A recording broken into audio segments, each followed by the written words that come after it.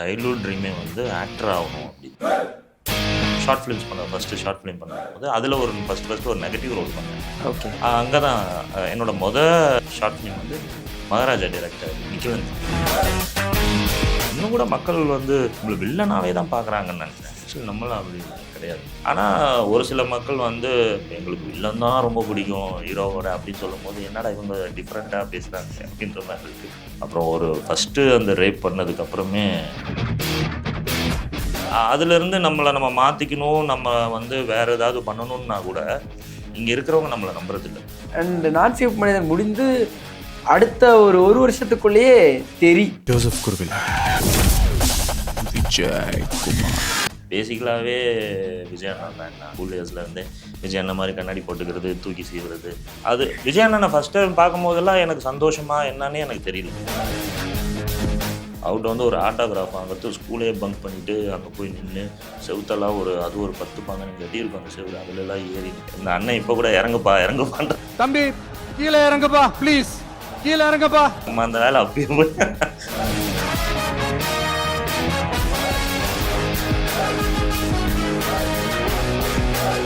வணக்கம். நீங்கள் பார்த்துட்டு இருக்கிறது டேக் ஒன் தமிழ். நான் உங்கள் விஜய் பிராணேஷ். இன்னைக்கு என் கூட ஆக்டர் அர்ஜய் இருக்காரு. அவர்கிட்ட நிறைய விஷயங்கள் பேச போகிறோம். வாங்க பேசலாம். வணக்கம். வணக்கம், எப்படி இருக்கீங்க? ரொம்ப நல்லா இருக்கு. நீங்கள் எப்படி இருக்கீங்க? நல்லா இருக்கேன். உங்களை சந்திச்ச எனக்கும் எங்கள் டீமுக்கும் ரொம்ப ரொம்ப சந்தோஷம். எனக்கும். ஒரு படத்தில் நம்ம தொடர்ந்து வந்து ஒவ்வொரு படங்கள்லையும் நமக்கு வர ஆன்டகனிஸ்ட் ரோலுங்கிறது அப்படி இன்க்ரீஸ் ஆகிட்டே போகுது, அதோட வில்லனிசம் ஜாஸ்தி ஆகிட்டே போகுது. ஆக்சுவலி ஆரம்பத்தில் நான் உள்ளே வரும்போது இந்த ஃபீல்டுக்குன்னு உங்களுக்கு ஒரு எண்ணம் இருந்திருக்குல்ல, அது என்னவா இருந்தது?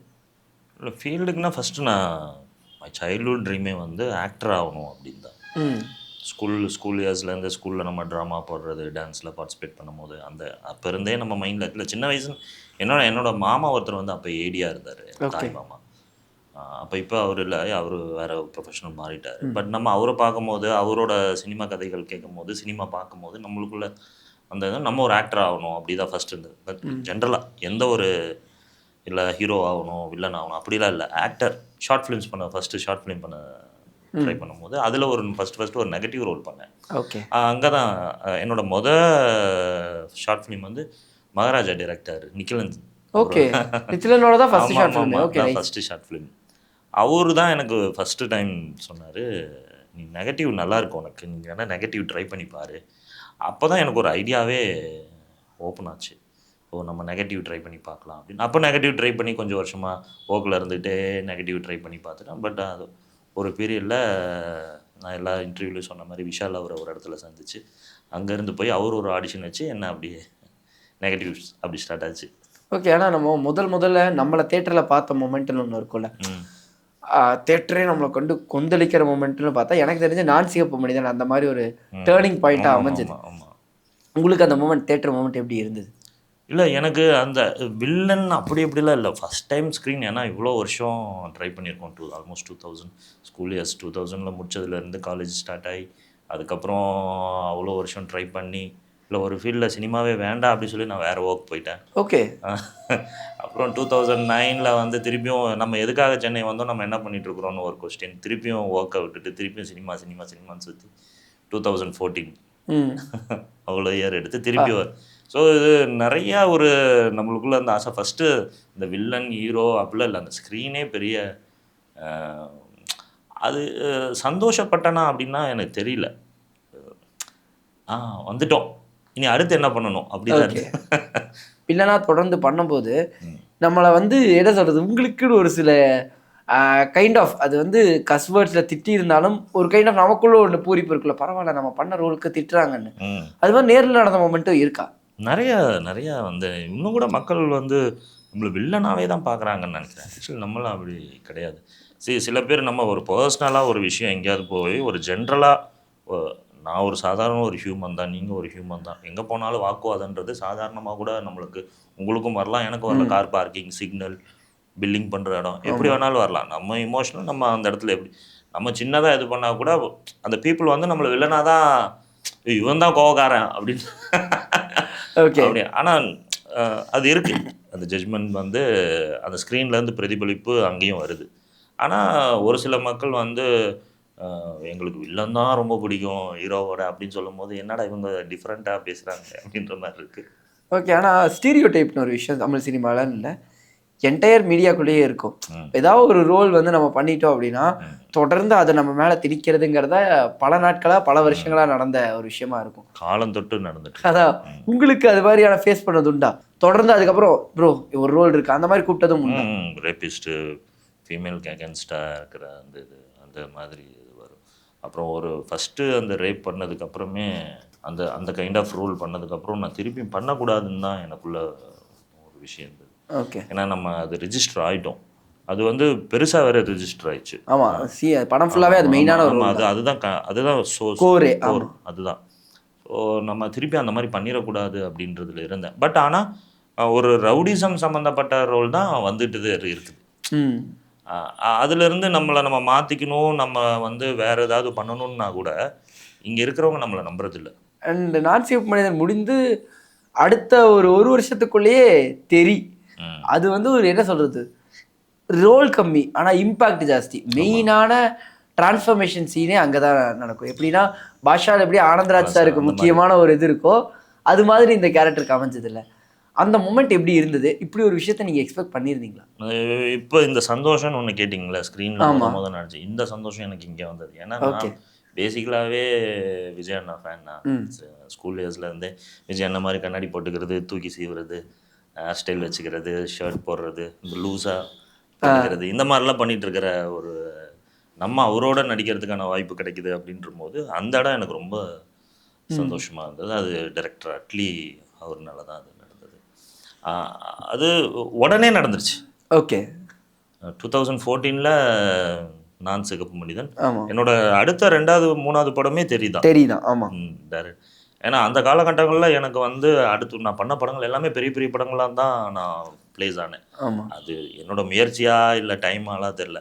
முயற்சியெலாம் இல்லை, ஐ திங்க் நடக்கணும்னு தலையில் எழுதியிருக்குன்னு நினைக்கிறேன். அந்த ஃப்ளோ நடந்துருச்சு. ஆமாம், நடந்துருச்சு, அவ்வளோதான். ஆனால் அது வந்து நடந்ததுக்கான பியூரஸ்ட் ஃபார்ம் வந்து அட்லி அவர்னால தான். ஓகே. ஏன்னா ராஜா ராணி வந்து பண்ணும்போது அட்லி அவர் டைரக்ஷன் பார்க்கறதுக்காக, ஏன்னா ஆர்யா அவர் என்னோட நண்பர்ன்றனால நம்ம வந்து ஷூட்டிங் ஸ்பாட் போவோம். அப்போ இருந்தே எனக்கு அட்லி அவரை நல்லா தெரியும்.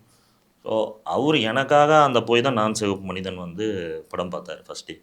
பார்த்ததுக்கப்புறம் அவர் அன்றைக்கி நைட்டே சொன்ன விஷயம் வந்து ஏன்னா நம்ம ஷூட்டிங் ஸ்பாட்டில் சிரிச்சுட்டு ஜாலியாக ஒரு ஹியூமராக சுற்றிட்டு இருந்த ஒரு பையன் தான்.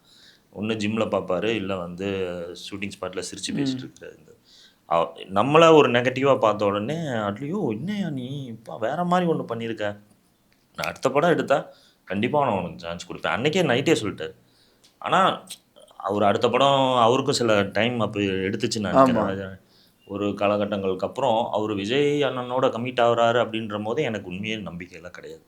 நான் முயற்சி பண்ணுறதும் ஒரே ஒரு டைம் கேட்டேன், சார் இது மாதிரி எப்போ பிரதர் அடுத்தது எதாவது நம்மளுக்கு ஒரு ஆப்பர்ச்சுனிட்டி. அவர் அப்போட பெருசாலாம் ரியாக்ட்லாம் பண்ணல. ஷூட்டிங்லாம் ஸ்டார்ட் ஆகிடுச்சு. ஆனால் இருந்தாலும் கூப்பிடுவாரா என்ன அப்படின்னு ஒரு எண்ணம் இருந்தது. ஒரு நாள் அவரே கால் பண்ணி கூப்பிட்டு இது மாதிரி என்னோடய ஏடி போஸ்கோன்னு ஒருத்தர் அவர் கால் பண்ணுவார், நீ பேசு, சண்டே நான் இங்கே ஒரு நுங்கம்பாக்கம்ல ஷூட் நடந்துட்டுருக்கு, நீ என்னவா அப்படின்னு.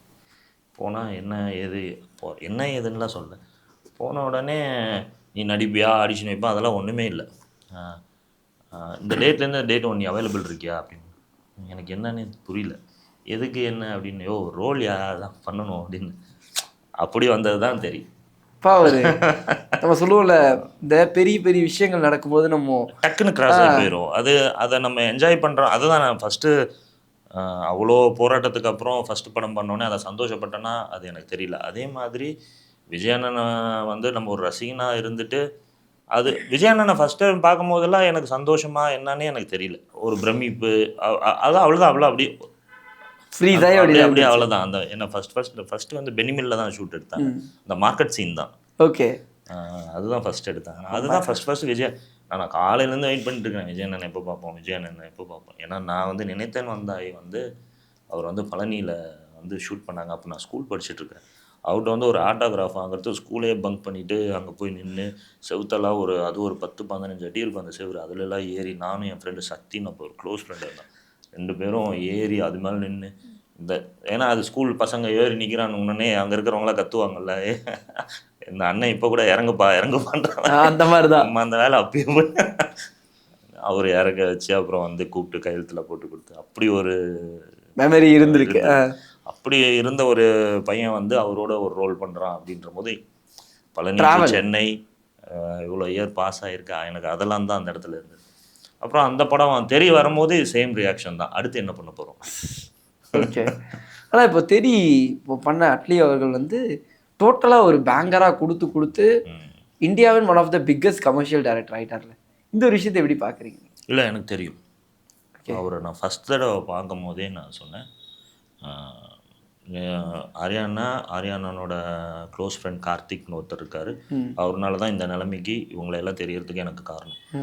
நம்ம ஒரு தடவை அட்லி அவரோட ஒர்க்கெல்லாம் நான் பார்த்ததுக்கப்புறம் நான் வந்து அடித்து சொன்னேன், விஜய் அண்ணனோட படம் பண்ணுறது வந்து மிகப்பெரிய ஹிட் ஆகும், நீங்கள் வேணால் பாருங்கள்.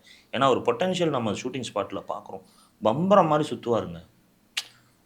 இவ்வளோ வெற்றின்றதுலாம் அந்த உழைப்புக்கு கிடைக்கணுங்க, இ டிசர்வ்.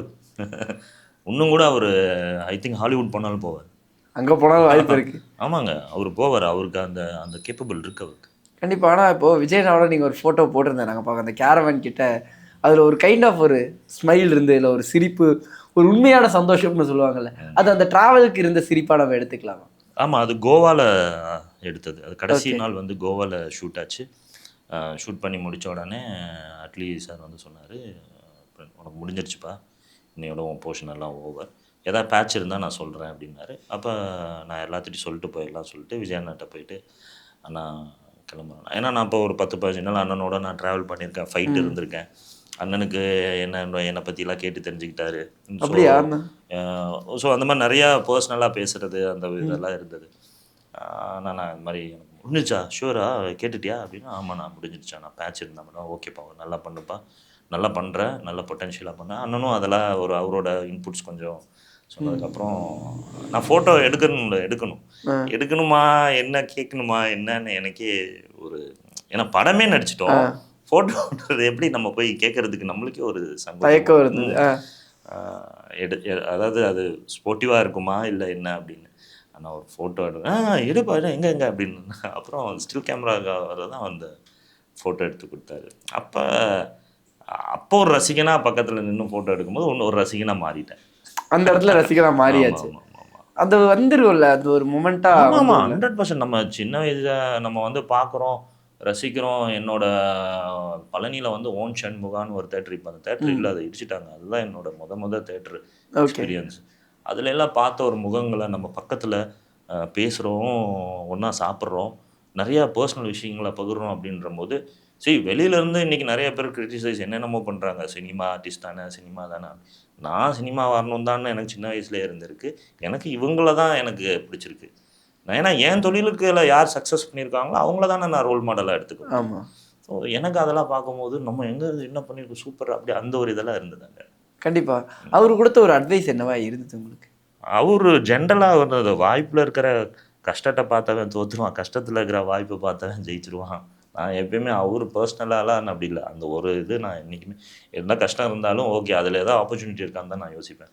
சண்டைக்கோழி 2 ஆப்வியஸாக ஒரு பெரிய ரோலாக இருந்தாலும் சுல்தான் வந்து இன்னும் ஆடியன்ஸ்ட்டு உங்களை பெட்டராக கொண்டு போய் சேர்த்த மாதிரி ஒரு புஷ் இருந்தது எனக்கு. ஸோ இந்த 2 படங்களுக்கான விஷயங்கள் உங்களுக்கு எப்படி இருந்தது, அது உங்களை எப்படி ஷேப் பண்ணுச்சு அந்த 2 படங்கள்? சுல்தான் வந்து ஓவரால் ஒரு மூவி கேரி பண்ணி போகிற ஒரு அது ஒரு சரியான ஒரு புஷ் இருக்கிற ஒரு கேரக்டர். அது அதில் நிறைய கனவுகள் இருந்தது, நிறைய அடுத்த கட்ட நகர்வு இருந்தது. சுல்தானில் நிறைய இன்புட்ஸ் இருந்தது. கார்த்தியானா ஒரு ஒரு ஒரு நிறைய டயலாக் டெலிவரிஸில் அதில் நிறைய சேஞ்சஸ் இருக்கும். ஒரு சட்டில்னஸ் இருக்கும். சும்மா வந்தோமா கத்தனமா அடிச்சோமா அப்படிலாம் இருக்காது. அது ஒரு ப்ளே பண்ணும், அந்த கேரக்டர் கன்னிங்காக அது ப்ளே பண்ணும், மைண்டை டைவெர்ட் பண்ணும், ஹீரோட்டிருந்து மற்றவங்கள பிரிக்கும், இந்த மாதிரிலாம் அது ப்ளே பண்ணுவோம். ஸோ நிறைய இன்புட்ஸ் வந்து கார்த்தியானா வந்து அதுலேருந்து. ஸோ ஒரு டைலாக்னா ஒரு புரிதலே, ஒரு ஷீட்ஸ், இன்றைக்கி நம்ம ஒரு டைலாக் ஷீட் வாங்குகிறோம் அப்படின்னா, நம்ம காலையில் போனோடனே நம்ம சீன் என்ன அப்படின்னு சீன் பேப்பர் வாங்குகிறோம் அப்படின்னா, இன்றைக்கி சுல்தானுக்கு அப்புறம் புரிதலே வேறு மாதிரி தான் இருக்குது. ஓகே, எப்படின்னா அந்த அண்டர்ஸ்டாண்டிங் அங்கே மெயினான என்ன விஷயம் இருந்தது? இல்லை அண்டர்ஸ்டாண்டிங் இல்லை, அது ஹவு இம்பேக்ட் ஒரு சீனை நம்ம எப்படி எந்தெந்த விதத்துலலாம் யோசிக்கலாம், என்னென்னலாம் பண்ணலாம், ஒரு வார்த்தையை நம்ம எப்படிலாம் சொல்லலாம் அப்படின்றது எல்லாமே கார்த்தியானா வந்து கார்த்தியானனுக்கு வந்து சினிமாவை தவிர நானும் கார்த்தியானனும் வேறு எதுவும் பர்சனலாக சாப்பிட்டியா அது கூட பேசிக்கிட்டது இல்லை. சினிமா சீன்ஸு டயலாக்ஸ் இதை பற்றி தான் பேசுவார் அவர். ஸோ நிறைய விஷயங்கள் பேசலாம். நீங்கள் ஆரம்பித்த ஜர்னியாக இருக்கட்டும், உங்களுடைய ட்ராவலாக இருக்கட்டும், இன்னும் நீங்கள் ஆசைப்பட்ட மாதிரி நிறையா கேரக்டர்ஸ் ஒரு ஃபன்னி ரோலில், ஒரு ஹியூமர் ரோலில், ஒரு ஹாப்பி ரோலில் பார்க்கணும்னு நாங்களுமே ஆசைப்பட்றோம். இந்த ஒரு இன்டர்வியூக்கு ரொம்ப ரொம்ப thanks. Thank you so much. Thank you so much.